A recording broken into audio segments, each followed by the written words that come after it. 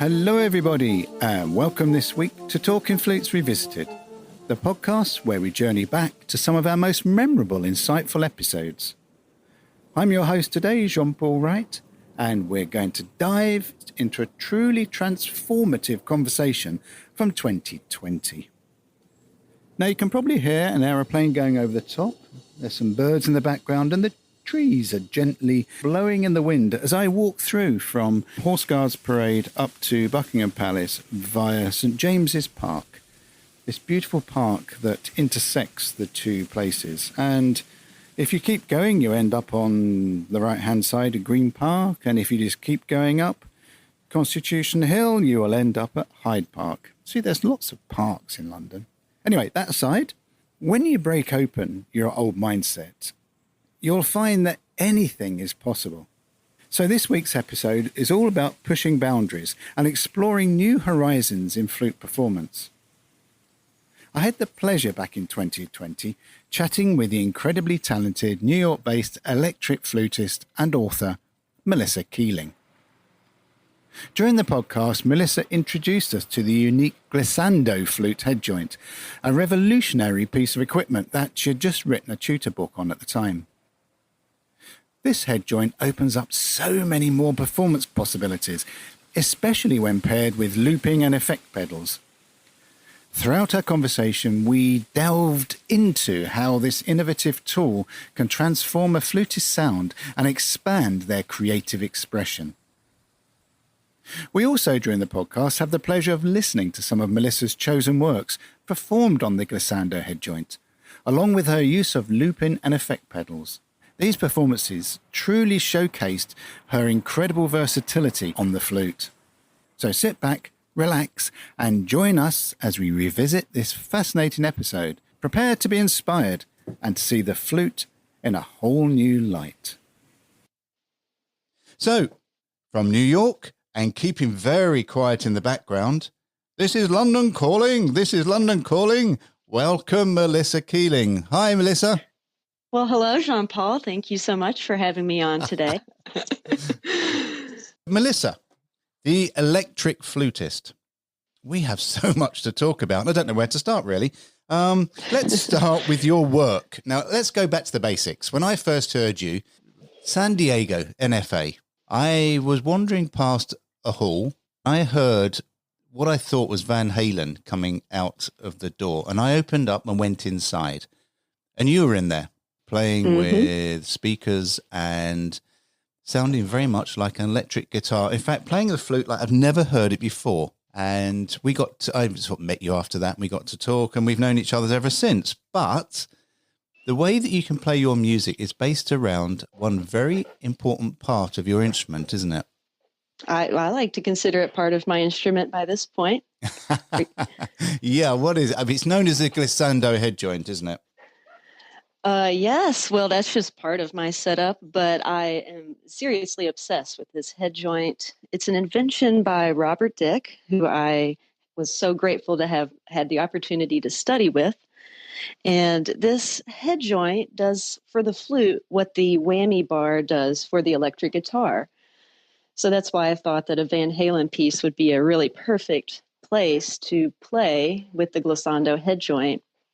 So what it does, it's like two tubes that slide in and out of each other. And as you play, you can slide the head joint out, which lowers the pitch. It's about a minor third or so, depending on the fingering that you're using at that moment. So it actually does tons of other things besides just play bends, and we can talk about that in a little bit. But adapting to guitar music, especially when you're using effects pedals, having that glissando head joint really adds an entirely new dimension to the expressiveness of what the flute can do.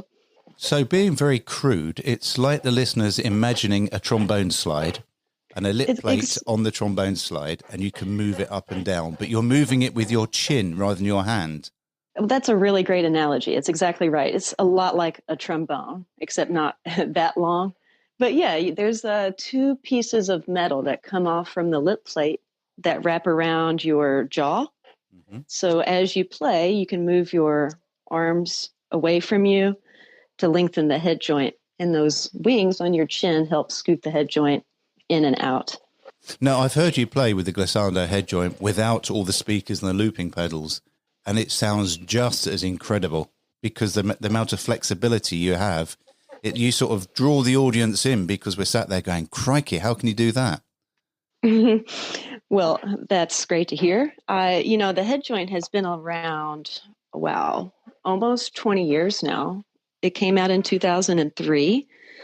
And cool story, actually.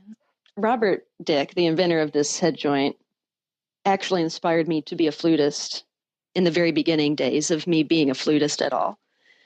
He came to my town in Bowling Green, Kentucky, where I grew up, and I had no clue who he was, but I went to his recital, and I remember standing there in the audience, like, total moment of destiny.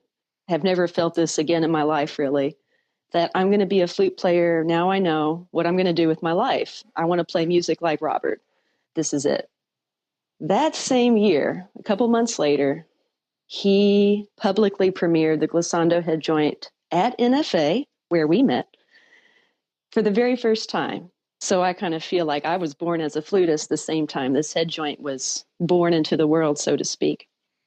So flash forward a few more years, and this was NFA again, Charlotte, North Carolina, 2012. And I was finally going to get to meet Robert for the first time in person. I wanted to study with him. So I wanted to meet him at NFA and talk to him. So I go to meet him at NFA, and he is holding a glissando head joint in his hand, and he just gives it to me. And it's like, here, try this out. What do you think? Tell me what you think. And I was so nervous. I had never played one before, and here I was meeting the man himself at NFA. So I tried my best. I don't want to say I panicked, but I did something. I played a little happy birthday or something with the glissando head joint and passed the test. But that was the first time I met Robert. He handed me this head joint, and that was my audition for him in a way. So yeah, I got to study with him after that, thankfully. So happy. So my whole flute journey has been really entwined with Robert Dick, his music and his inventions, his head joint. So it's been really interesting for me looking back to kind of see how all the pieces kind of fell into place in a really, destined kind of way. And do you think that you would have been able to get, and you and Robert will be able to get the glissando head joint out to the masses without the use of YouTube and social media? Because that is a very good platform for you to get the sound out, isn't it? Because it's about the sound as well. Oh, yeah, for sure. I mean, YouTube and social media are revolutionized the music industry for sure. So being able to share instantly a video of anyone playing it is so powerful. You don't have to go and travel anywhere and, hope that 10 people show up for the flute recital or 100 people. There's thousands of potential listeners. So it's really rapidly spread, especially with social media, I'd say, for sure. Should we hear the glissando head joint in action? Oh, definitely. What have you chosen, Melissa? This is one of my solos called Tilt. It's not just for glissando flute, but also glissando flute with effects pedals. So there's a lot going on here, but I hope you enjoy it. I'm sure you will. So Tilt by Melissa Keeling.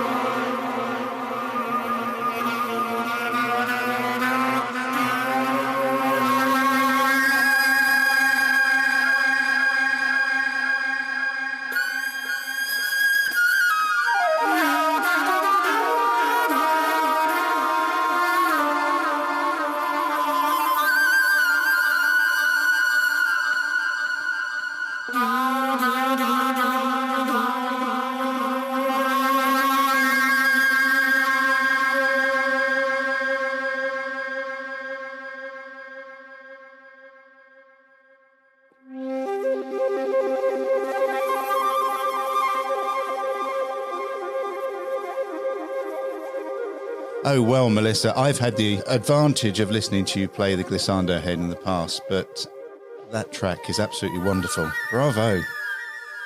Thank you so much.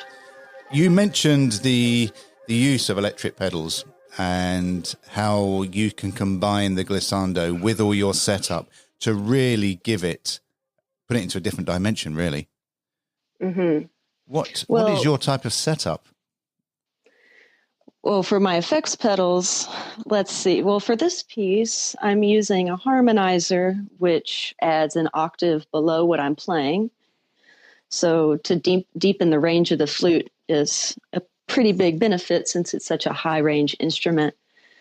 And I use a lot of delay and tilt as well. And the delay just creates an echo. So that way it seems like there's greater dimension to the sound. Since, as I say, the flute is such a monophonic, melodic instrument, to add some depth to the sound is a really powerful thing to what the flutist can do. Mm-hmm. So about all these things, you know, the glissando head joint and the pedals, I am a gearhead for sure, but it's always about how to expand the musical possibilities of what I can do as a flutist. So that's what this is all about. And it's easy for me to focus on the actual pedals, but it is always for a musical purpose. Oh, absolutely. So you're playing into a microphone. That microphone is then taking the flute sound into a mixer? I'm going straight into a vocal processor first, Right. which is like a small box on my pedal board. Mm-hmm. And since it's designed for vocalists, it is designed to take a mic input, whereas the guitar pedals, of course, are designed for guitar input, which is a completely different thing. So to get it to go into a vocal pedal first really helps to set the mic settings and the gain and all sorts of things before it goes out to various guitar pedals. It just sounds, obviously through audio on a podcast, it sounds quite complicated, but I've seen you do a setup. You did that little class at the NFA, Minneapolis, and you actually broke it down and made it seem actually very easy to do and easy to explore. Yeah, talking about it does make it sound complicated, but I think I'm a visual learner, so looking at it, there's really only the 3 steps. You have the microphone, which you can use even your most basic vocal microphone. You're going into these pedals, which are, just independent boxes. You can just easily turn them on or off with your foot. And then from that, it goes to your speakers. So there's just really three stages there. And when you first put in those pedals, what did it feel like? When you first heard the flute sound go from being a basic flute sound, and that's weird, isn't it? Basic flute sound, but being a flute sound to being able to do weird things with it. That really changed my life. I remember that so vividly. And I talked a little earlier about how hearing Robert for the first time was like a moment of destiny. And this was another one, actually. I was just finishing up my undergraduate degree in music education, and it was the last month of the degree program. And I had been practicing and doing all of the great things that you do in music school. But I had been feeling so jaded and disappointed that I didn't feel like I really had my own voice as a musician. Like I felt competent in playing scales and playing Mozart and Beethoven, and I love that stuff. But I didn't feel like I had a voice. So I was ready to kind of cut my losses and say, I've spent a lot of time with the flute, but I'm going to focus primarily on education and, set this aside. At the time, my boyfriend, now he's my husband, he is an electric guitar player. And I went to visit him after school one day, and he had these pedals laid out, and he was just having the best time practicing. And that was what I wanted too, because practicing for me wasn't as much fun as I had wanted it to be. So I was like, oh man, Michael, I got to figure out how to make this work with the flute. Is that even possible? And at the time, I didn't know any other flutists who were doing this to ask for help or guidance or see how they do it. But we got a microphone together and figured out a way to make it work. And I very clearly remember I was sitting on the floor. There was a giant guitar amp right next to me, and I had a distortion pedal on. And the very first time I played and heard that distortion come through, I was like, this is my voice. I don't know how to use this at all yet. I don't even know what all it can do. But it's the very first moment I was like, okay, well, this is it. Now I got to figure out how to write music with this. This is now my voice. And the rest was history. It took several years to figure out what effects work with the flute and how to get the setup exactly right. And there's so many different ways to do it. But what's so exciting to me is that there are lots of flutists who are doing this nowadays. I'm not the only one. And everyone does it their own way. And that's great, really exciting to see. There is not one dimensional, is it? There is so many different angles and ways that you can actually introduce and incorporate this type of setup. Right. And what I think is beautiful is just hearing other people's original music just come from them. And there's so many of flutists out here in the world doing our thing right now that there is room for everyone to do kind of what they want. So to have this new kind of culture of people writing their own music is just really exciting to me. And having these pedals really broadens the musical palette of what you're able to do as a soloist and as a composer and as a musician. So it's a really exciting time. Should we hear something else from you, Melissa? Sure. Let's listen to your arrangement of Hoover's Coccapelli. Tell me about it. Well, this piece is really special to me, of course, as a female composer. This was also my late father's favorite piece that he ever heard me play live. So it has a really personal meaning to me as well. And I wrote this arrangement right after Hoover passed, and as a way to honor her and how much her music means to me. I tried to stick as true to what she has on paper, of course, but I did add some effects, which I hope were, enhanced what she had written. And we can talk a little bit about that after we listen.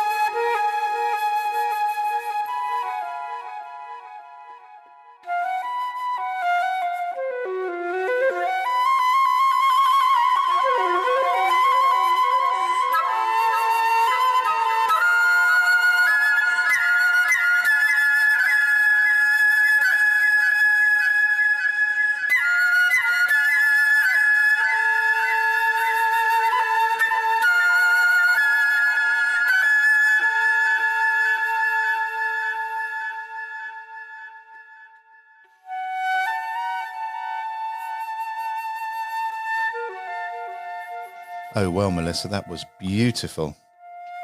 That was absolutely stunning. So what made you play around with it? Well, right. This is such a special piece to me, but I wanted to add my own little flair to it and hopefully add to what Hoover had on the paper. So as you might know, this piece was inspired by a Native American story of Kokopelli. And in the program notes to the piece, Hoover writes about this fertility god that would come out at night and dance through the canyons, and how the piece, as she wrote it, was supposed to reflect the giant canyons of the American West. So I wanted to kind of run with that idea of the canyon sound. And unfortunately, I've never actually been to the, Grand Canyon, but I can only imagine what it would be like to play a flute in that kind of landscape, and how enormous the sound would be and how long you would hear it decaying into the distance and bouncing off of the different cliffs. So, of course, I have a pedal called a delay pedal that basically emulates that sound. So there's specific points in the piece where I turn on the delay pedal to really enhance that echo feel of, Kokopelli and where is he and what's going on there in the programmatic story. I also add another effect, a harmonizer. It's a octave below harmonizer, which is, as you've noticed, something that I use a lot. It's such a powerful addition to the flute sound to have that lower octave reinforced. So I turn on this lower octave pedal in the forte and the fortissimo sections of the piece, so as to even bring that dynamic difference into even more contrast. So hopefully it's not taking away from what Hoover wanted, but really expanding it and making it even more powerful. So did you have the narrative in your head when you obviously had the narrative in your head when you're writing the piece? That's a silly thing to ask, but how did it develop did you create this visual story? Did you imagine yourself stood at the bottom of the Grand Canyon communicating? How did it all start? Well, I think that feeling started from when I originally learned this piece back in undergrad without effects pedals. Yeah. And I'm a really emotional kind of player. So for me to have that kind of vision or imagination going on really helps me to emote what I'm trying to communicate with the audience. Yeah, and like I said, you don't overplay it. You do it in exactly the right place. To me, you don't overplay the effects. Yeah, I think it's really easy to kind of go crazy with the effects, but a little bit goes a long way with these things. I've deviated off, haven't I? I've deviated off when I was talking about glissando, the glissando head, and you've written a new book. That's right, the Glissando Flute Handbook for Composers and Performers. Now, this would go perfectly with the head joint, and well, it only goes with the head joint, doesn't it? But for me, that is the hook to actually getting me to go and buy one. Well, I hope so. When I started playing the glissando head joint, it's been about 4 years now. I quickly realized that there was literally, 2 articles written about it. There was Robert Dick's fingering chart that he has published to accompany the head joint, but that was literally it. And as an improviser, I just have fun playing around with things and figuring out how they work. And I slowly just started to accumulate like a few notes to myself, here's what works well. Here's a technique that I've discovered that I really like. I'm going to use this in a piece one day. And then more and more people started asking me about how it works. What does it look like? What does the notation look like? What are some exercises to get better at playing the glissando head joint? Why in the world would I even want to play one of these things? So I quickly realized that, there's so much here. And people really seem to be interested in it because of how powerful it is for music, like we talked about earlier. So it's grown and grown. Now I think it's about 90 pages long. And it's just been such a blast to put it all together. And I'm so excited to have it coming out here in the next couple of weeks. For me, it's, as I said, it will open up new opportunities because I've tried the glissando head joint. I loved it, but wouldn't know what to do with it if I had one. I wouldn't know where to start because the first thing you do is you go, wow, and that's great, isn't it? And then you think, now what? Oh, yeah, exactly. And I think a lot of people feel the same way. But I think it's awesome that you've tried one.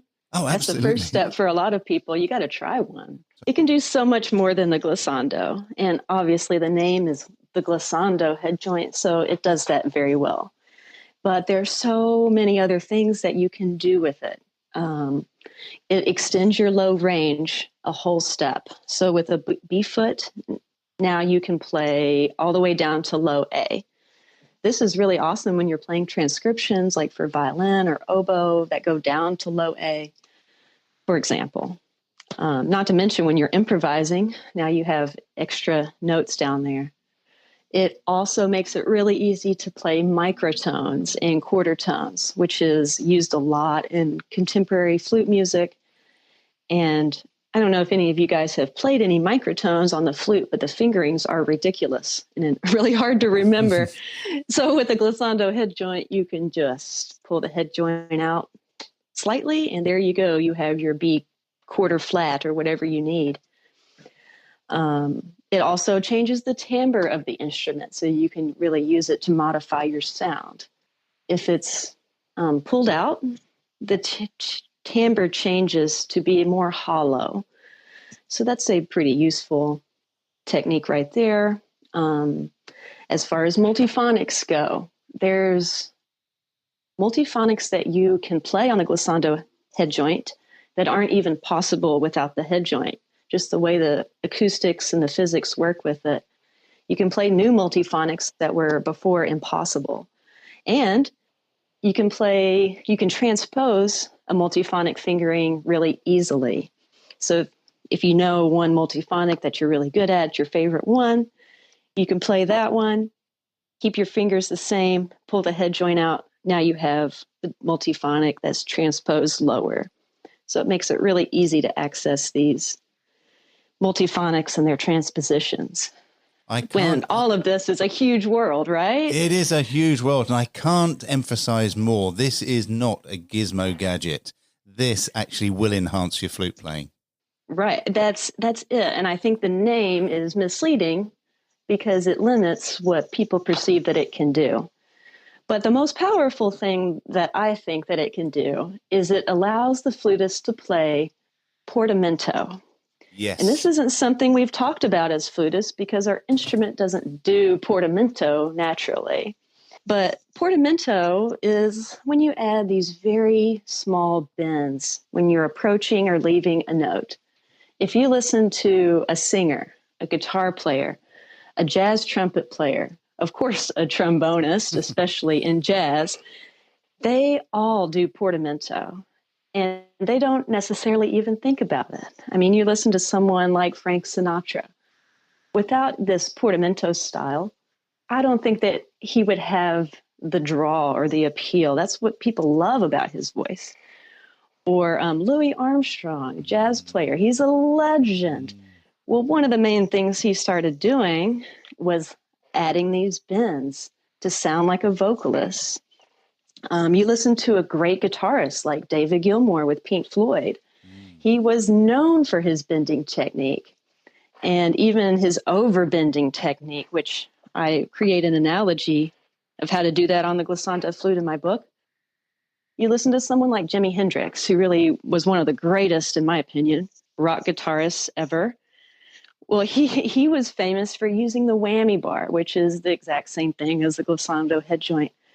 So there's so many legendary musicians that use bending and portamento in their music that really revolutionized what they were doing and allowed them to create such a strong voice for themselves. So now with this head joint, flutists can do this too. And that's what to me is most exciting about the head joint.